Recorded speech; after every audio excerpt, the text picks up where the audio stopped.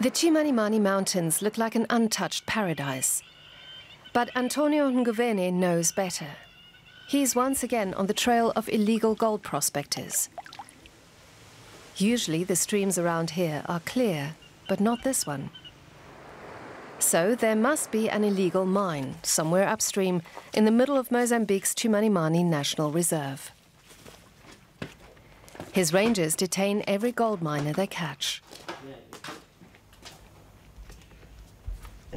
Don't you know this is a nature reserve? No, I only arrived yesterday. I heard others were here. Don't you know this isn't allowed?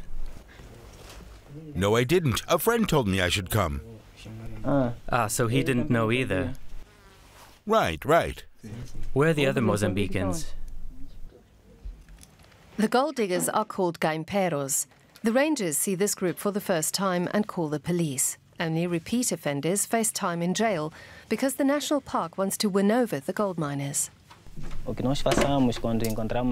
When we find somebody for the first time, we try to educate them. We talk to them about the negative impact of illegal gold mining. And we also tell them about alternatives and opportunities, for example, in tourism. But also about development projects in agriculture and nature conservation. The gaimperos are a serious problem for the national park. Thousands of people lost everything due to Cyclone Idai in 2019. Now they're looking for gold and precious stones using the most rudimentary methods just to get an income. As a result, forests are being cut down and toxic mercury is contaminating the waters. So the national park is seeking to provide alternative sources of income. Gilberto Chibata is one of the first beneficiaries of a job creation scheme. He trained as a veterinarian and now helps farmers look after their cattle. The park is working with a conservation project called MozBio to create jobs for people who live in the areas bordering the park. Before Chibata became a vet, he too was a gold prospector. Yes, I used to do it too. But then I began to have doubts and understand that you can't always be a gold digger. The more I take out, the less there is, until one day it's totally depleted. And if there's nothing left, what should I live on? That's why I started working as a vet, and it's been well worth the effort. Since 2017, the park has created hundreds of jobs in agriculture, everything from organic coffee growing to sustainable beekeeping and livestock farming. But for many, gold is still more appealing. New mines are always popping up. This one blocks an important elephant path on the edge of the park. A team from the Ministry of Mineral Resources and Energy is on site. Last week, police evicted some gaimperos and burned down their camp. Obete Martini, the ministry's Inspector General, wants to make sure the mine remains closed. But at the same time, he also wants to make a deal with the miners. Os operadores artesanais continuam a extrair. We want the people here to keep mining gold, but in an organized manner that benefits both them and the government. To do this, they need to form cooperatives. We have a program that helps miners set up their own cooperatives. We also teach them methods that help them to work more effectively and without having such a negative impact on the environment.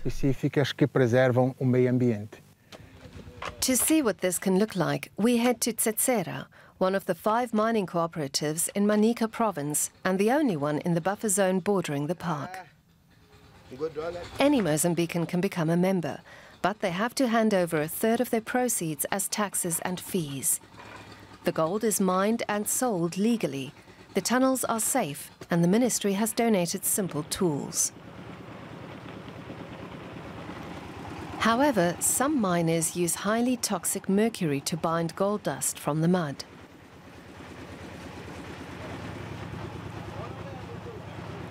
A board member in the cooperative, Eliseo Makumba, says it's the only way to stay competitive. because illegal miners don't care about environmental regulations, so they can push down the price. Why are we, as a cooperative, left behind? Well, we have to work with the people, we have to register them, monitor the work, pay taxes and government fees. When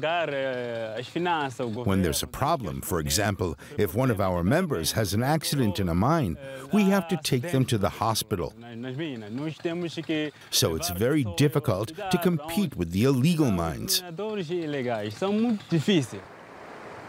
Meanwhile, Antonio Nguveni is meeting one of the 15 beekeepers supported by the park and by the conservation group Moz Bio. He is unsure about the mining work in Tsetsera. The use of mercury is a serious violation of the rules, but the mining cooperative has at least prevented hundreds of illegal gaimperos from coming to the park to look for gold. Still, Nguveni doesn't want another cooperative here. He prefers to talk about the success of sustainable agriculture, which he hopes can be expanded.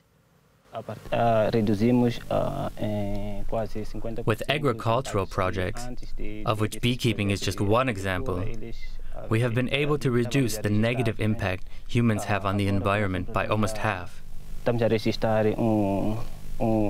one thing, we currently see that deforestation is decreasing. These successes are sorely needed. The mine blocking the elephant path, where the police burned down the camp, is fully operational again by the very next day. The gaimperos will not stop looking for gold because they are poor and need the money. If they stop us from digging here, all the people will starve to death. By mining, we can at least buy some food and pay school fees. School fees, I cannot stress that enough. The illegal prospectors will surely continue searching for gold.